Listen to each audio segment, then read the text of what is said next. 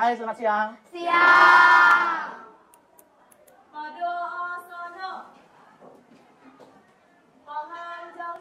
Om Swastiastu.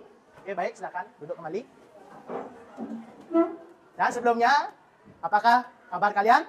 Baik. Ya, semoga dalam keadaan sehat semua. Dan baik, kita akan mempelajari hari ini, pertemuan kali ini tentang seni budaya, yaitu adalah salah satu cabang seni tradisional.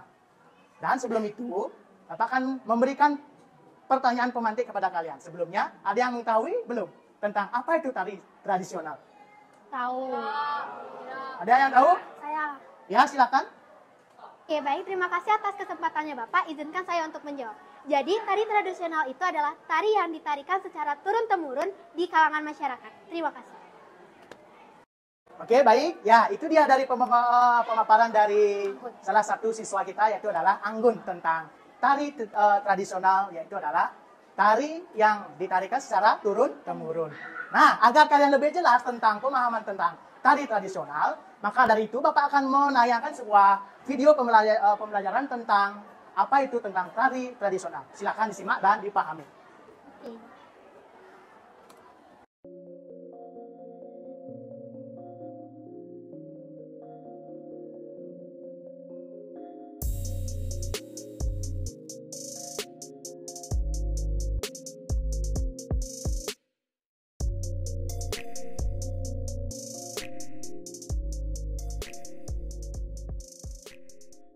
Nah, baik, itu dia dari beberapa pemaparan tentang video pembelajaran tentang seni tari. Dan pada video pembelajaran tadi, yang dimana terdapat beberapa sub pokok tentang tari tersebut, yaitu ada 3, ya, tari wali, tari bobali, dan tari balik-balihan. Nah, agar kalian lebih memahaminya, di sini Bapak akan suruh kalian untuk membuat sebuah kelompok kecil dan membahas atau browsing di internet tentang pemahaman tentang tari tradisional, khususnya di kota Denpasar, beserta beberapa tokoh seniman, penciptanya, dan lain-lain. Mungkin? Bisakah? Bisa. Ya, silakan kalian bentuk kelompok secara asak, lalu kalian diskusikan, dan apabila perlu kalian mencari data tentang seniman tersebut, silakan dicari. Ya, entah dia berada di sekitaran Kecamatan Denpasar Selatan, Denpasar Barat, Denpasar Utara, dan di Denpasar Timur. Ya, tergantung materi yang kalian cari. Ya, entah tari topeng, tari legong, gambu, silakan kalian yang mencarinya. Kalian tau gak sih kita bakalan kemana ya kira-kira penelitian? Udah no, di mana enaknya nih biar bagus dia. Tunggu dulu, coba aku cari di Google dulu. Oke, aku cari di YouTube, kamu cari di Google ya. Ya. Iya, aku baru inget ada tahu namanya Rumah Topeng Dekara. Deket kok sama Sanur. Boleh tuh, ide bagus. Boleh. Ya udah, nanti aku yang jadi kameramennya aja. Iya, agak. Siap. Mana aja sih? Udah jam berapa ini? Udah, sorry ya, lama. Kalian tuh kemana aja sih? Kan kok nggak sih ini udah jam berapa? Dari Ya. Pak Made tahu. Ya udah, ayo berangkat sekarang, ayo. Ayo, Udah, ayo.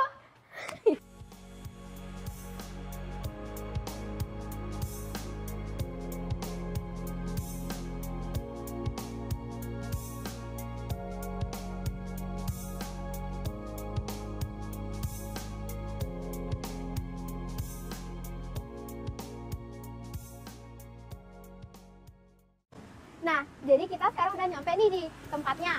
Oh iya, kalian tau gak sih Rumah Topeng itu berlokasi di mana?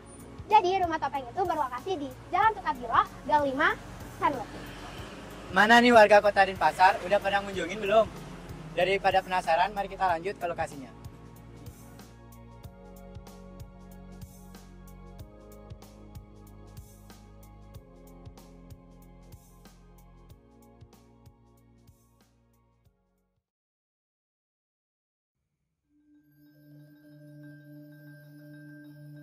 Om Swastiastu Bapak, Om selamat siang. Swastiastu, nggih, selamat siang. Oke, kalau boleh Bapak perkenalkan diri terlebih dahulu Bapak. Nggih. Nama Bapak, nama Tiang, artinya Imade Kara, nggih. Kara, Imade Kara. Nggih, dari umur 63 sekarang. 63 dari Bintaran Salokau, dari Bintaran Salokau. Baik Bapak, perkenalkan saya dan juga teman-teman dari SMP Sabta Dika Denpasar. Jadi di sini saya dan teman-teman mendapatkan tugas seni budaya untuk mencari tahu salah satu budaya Bali, yaitu berupa topeng. Kalau boleh tahu nih, Bapak dari tahun berapa mulai masuk di dunia pertopengan? Dan apa yang buat Bapak nih bisa suka dengan seni pertopengan? Ya, terima kasih adik-adik, biar tahu itu semangat, harus semangat pertama ya. Basic Bapak ini adalah sebagai penari seniman tamatan tahun 80, 81 di SMK, di Kokar, SMK ya. Sekarang SMK 5, sekarang tempat di sana kan. Di sana setelah itu di Asti atau Karama tahun 86 ya sarjana muda ya, cukup sarjana muda dari awal ya, artinya menyukai topeng ya, karena Bapak itu apa namanya sebagai seniman tari dan tabuh dan juga melihat dari perkembangan daerah Sanur dan daerah pariwisata awalnya terkenal dengan pemahat-pemahatnya, pembuat patung, pembuat topeng atau tapel, dunia banyak terkenal di Sanur ini. Tapi sekarang ini sudah tidak ada yang melanjutkan. Nah, dari sanalah pemikiran Bapak harus secara otodidak belajar membuat topeng sehingga akhirnya berhasil artinya bisa ya, secara walaupun tidak bagus tapi sudahlah dikenal sama masyarakat yang betul-betul dasar akademisnya di topeng ya sudah mengkhusus Pade, artinya membuat topeng berkarakter, khususnya di topeng-topeng babat ya, banyak di koleksi banyak sekali Gajah Mada. Kalau di sini udah turun temurun membuat topeng ini apa dari Bapak aja pertama? Iya, terima kasih, itu ya pertanyaan yang bagus. Tidak turun temurun karena berdasarkan keinginan Bapak untuk melestarikan seni budaya khususnya di Atapukan, pembuat tapel, memberanikan diri belajar sendiri. Akhirnya mungkin dari tahun 2015 ya, saya kira 2015.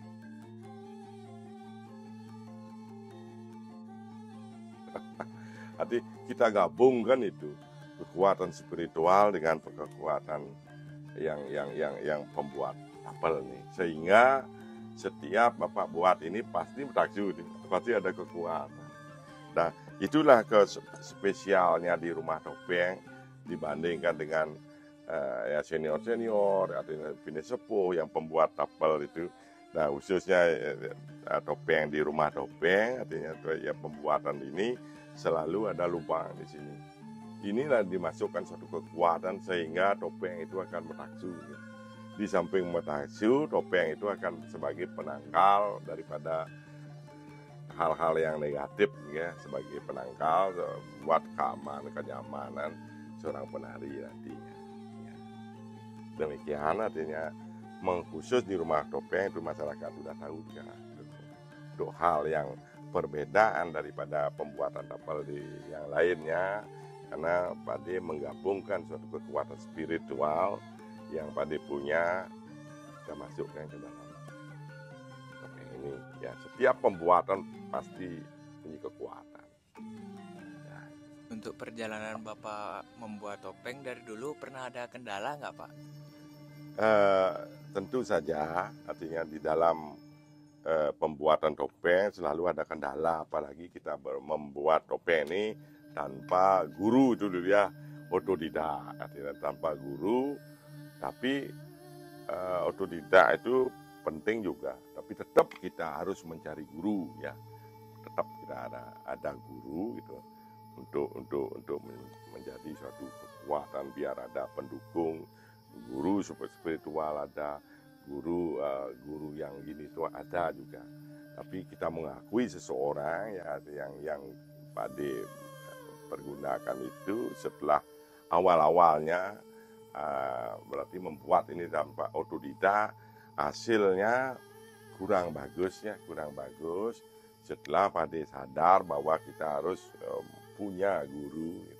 Baru Pade itu mencari seorang tokoh pembuat patung yang di Girio Sinu itu bagus, sudah almarhum beliau itu sebagai guru Pade ya.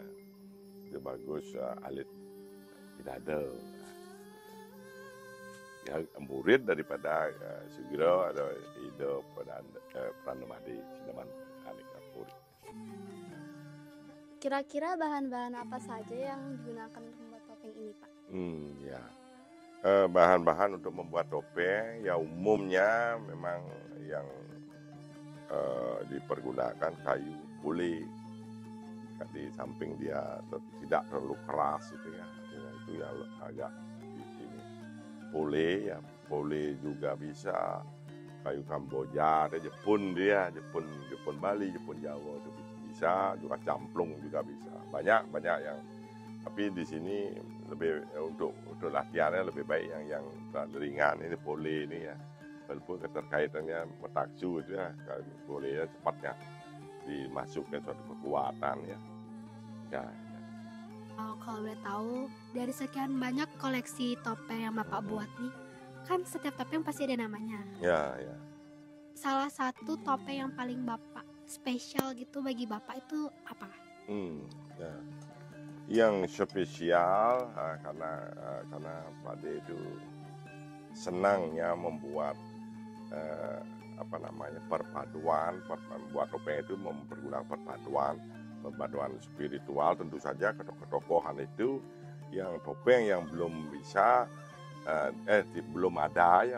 tidak ada yang membuat kepada itu yang dibuat. Dan banyak juga topeng-topeng yang pada buat itu pada sumbang karena diaturkan ke pura ya, banyak sekali, terutama yang menyungsung itu banyak yang order di sini yang menyungsung artinya ketemu Ratu Gede Pecaling yang begitu ya.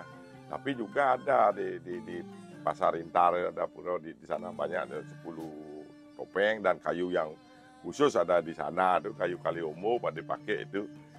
Setelah selesai pada aturkan di sana tuh apa namanya, yang namanya Gajah Mada, Kancing An, Kancing Wu, Supanar, ada Panglima Perang Cina, ada di sana. Kucing Raja Lantik, ada 10 topeng ada di sana. Kalau misalnya ada yang mau belajar membuat topeng, bisa ke sini dia. Nah, itu yang sangat Pak diharapkan ya. Kalau ada ya. Kadang-kadang sekarang kan karena adik-adik ada SD, SMP, banyak kegiatan di sekolah. Nanti mari harus kita berpikir bersama untuk pelestarian ini, luangkan waktu 1 jam saja udah bisa menyelamatkan gininya seni budaya khusus membuat topeng artinya biar tidak ini ada megang HP ya. Kadang-kadang sekarang itu tidak viralnya adik-adik, daripada pegang HP datang ke rumah topeng di sini, ambil alatnya, Pak De ini ukurannya bagaimana, ini bagaimana caranya, datang ke sini. Nanti 1 jam saja, besoknya 1 minggu mungkin datang, ditaruh ini isi nama kan kemarin tuh gitu yang saat ya yang belajar di sini semuanya bisa karena sudah gini ya, artinya dia bekerja sudah kembali bekerja. Nanti waktu corona itu banyak sekali yang latihan di sini, kita siapkan gitu, semuanya sudah bisa sampai mulas bisa. Tapi karena tanggung jawab sebagai kepala keluarga, ada yang sudah gini ya ikut juga kembali ke hotel ya belajar gini bekerja artinya. Untuk topengnya ini apa cuma digunain buat ritual di pura-pura? Kalau buat kayak acara ngelawak gitu nggak ada? Ada banyak juga ada yang untuk ngelawak itu jelas untuk yang bondre sendiri ya, ngelawak itu ada juga yang setengah itu. Yang setengah ya yang pakai ini aja banyak di belakang, banyak ada yang gini. Kalau yang untuk ini kan yang umum ya untuk upacara ya, artinya dalam ya Asawijaya, penasar, topeng keras, topeng tua, baru penasar ya yang setengah ya. Baru bebondresan, ada pendeta, yang tergantung apa yang diceritakan. Apa yang tidak umumnya biasanya pasti keberadaan itu dalam Watu Renggong, itu biasanya yang paling gampang untuk belajar. Baik Pak, terima kasih telah meluangkan waktu untuk diwawancarainya. Ya. Dan mohon maaf ya bila ada salah kata atau perilaku, kami ucapkan terima kasih sekali lagi. Ya.